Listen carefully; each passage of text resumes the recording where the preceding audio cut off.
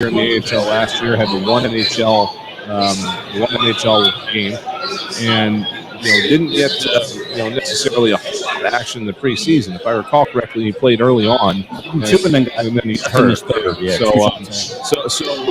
just again, that was probably 3 weeks break, somewhere. So the fact that he's able to have gotten into a game now, get the reps, and kind of get back used to the speed of a regular season NHL game, I really think that sets you up for a pretty good rise your second time out once you've seen that. Yeah, that's one of the things he talked about when I had him on Flyers Daily was getting those 5 games last year, getting a taste. Yeah. Can send you into the offseason with the knowledge of what it's like to play in the best league in the world. That's not only the case for skaters and defensemen and guys like Ronnie Attard or other guys. That's also the case, especially for a goaltender, maybe even more pronounced in some ways.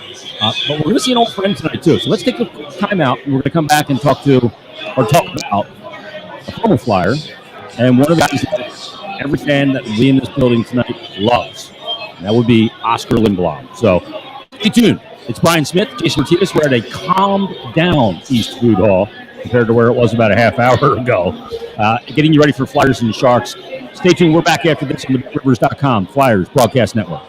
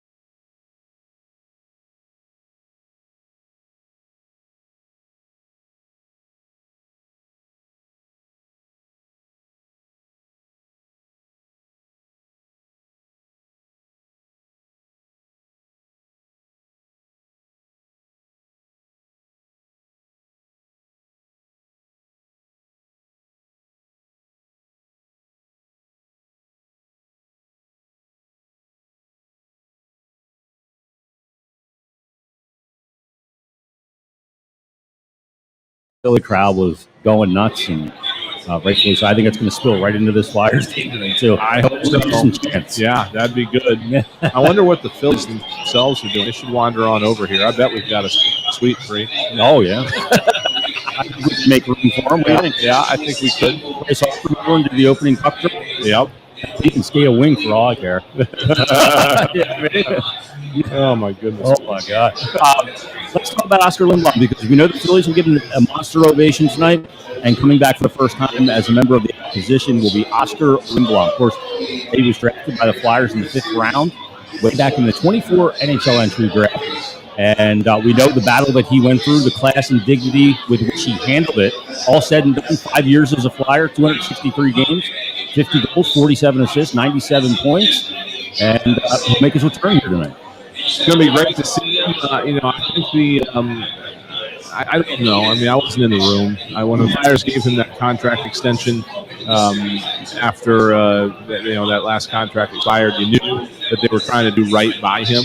I don't think it ever actually maybe thought that they would see the contract through for one reason or another. But everybody looks at it, oh, you bought him out, you made him leave. Well, I mean, financially, it works out better for him. I believe you get paid twice. Yep. Or at least you get a little bit more than you would have. But yeah, I mean, I don't think it was anything that the Flyers didn't like about the way Oscar was playing or whatever. It was just a matter of the whole Ryan Ellis situation and not knowing where they were going moving forward and having to try to solidify their cap situation, and he just became the one that they just looked at and said, "All right, we're gonna do this one." So, it's the business part of it. It stinks. It's not something you never want to see.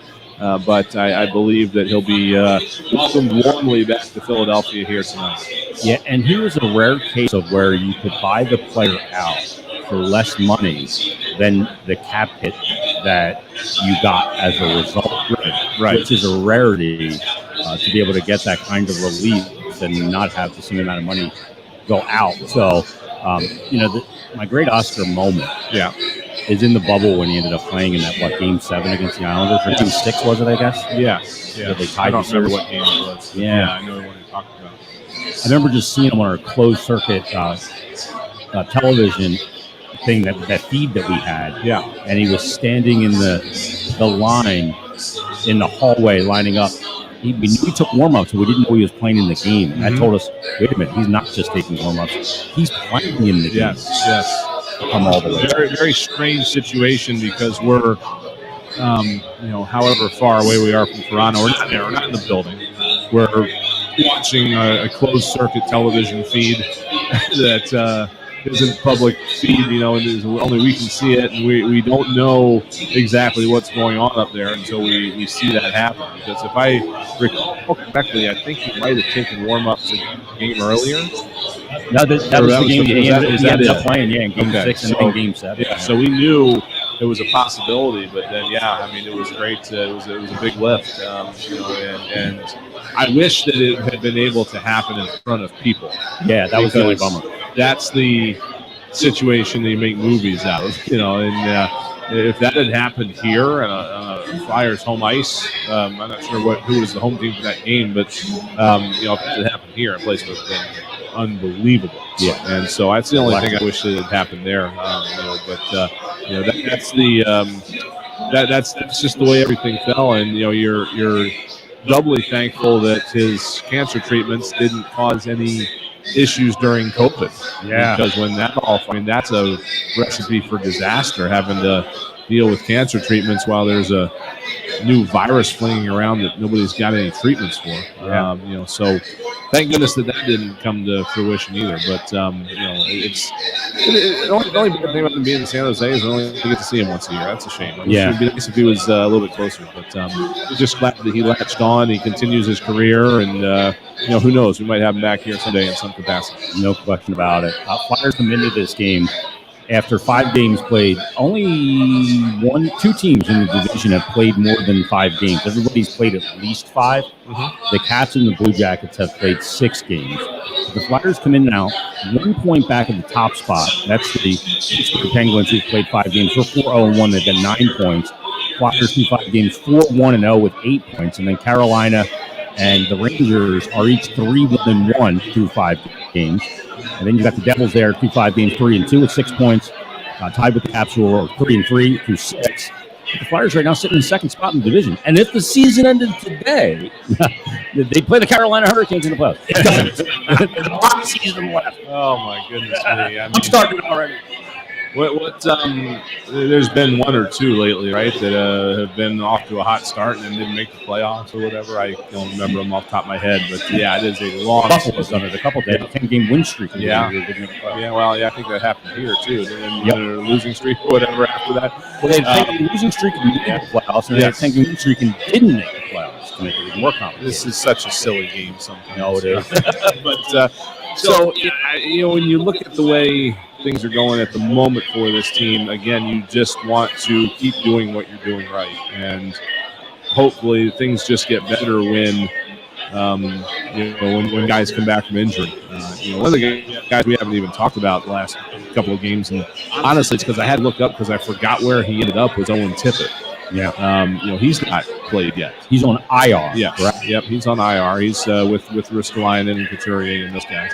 That was a That was a incident in a preseason game that drove him there that I had sort of forgotten about. The first regular season game. The regular season, yes, you're right. Less than a period. First regular season game, that's right. It's all a blur. So, that just establishing things right now and playing the way that John Tortorella wants them to play is what they need to do. It's just a marathon at this point. And so one game at a time. You don't get too high over a win. You don't get too low over a loss. I like what he said yesterday, which is something that we've trumpeted for years, is you just got to figure out a way to not lose 2 games in a row.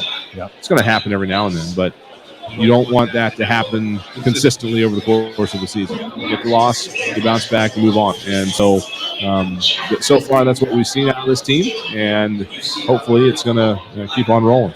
And talking to Tort's pregame tonight, he mentioned face-offs. He's like, usually I don't worry too much about face-offs, but, 70% they lost, right? And that's an alarming number. And I asked him, I said, is the cause for concern more because when you need one, killing a penalty, key face-off in the D zone or the offensive zone in the third period, a 1-goal lead or trailing by a goal, that's where it ends up burning you? And he said, yeah, but what they've been trying to do, they got to get better at the actual draw to try and win the face-off as a 5-man unit.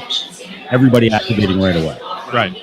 Yeah. Got to be ready to go. Yeah. And it's good starts. It's, again, attention to detail on the things in this game that don't get celebrated too much. It's forechecking, back-checking, all those good things. And, again, it's finding a way to overcome the fact that they don't have a 50-goal scorer on this roster. They don't have a guy that is, they don't have an Ovechkin, they don't have a Stamkos, they don't have a guy that can almost score at will on this team right now. So, they've got to overcome that. And, you've been saying it all week, it's scoring by committee. Yep. And so far, Zach McEwen has the same number of goals as Joel Farabee. And Kevin Hayes, who leads the team in points. And that's a good sign. Yeah. That's what they need. Hayes off to a good start. 8 points in 5 games. That's a healthy Kevin Hayes, right? That's exactly right. That is a healthy Kevin Hayes. Let's take our last time out. We're going to take right up to the countdown to face-off. Tim Saunders, Steve Coates, they have come back from Nashville and that road trip, and they are in the house.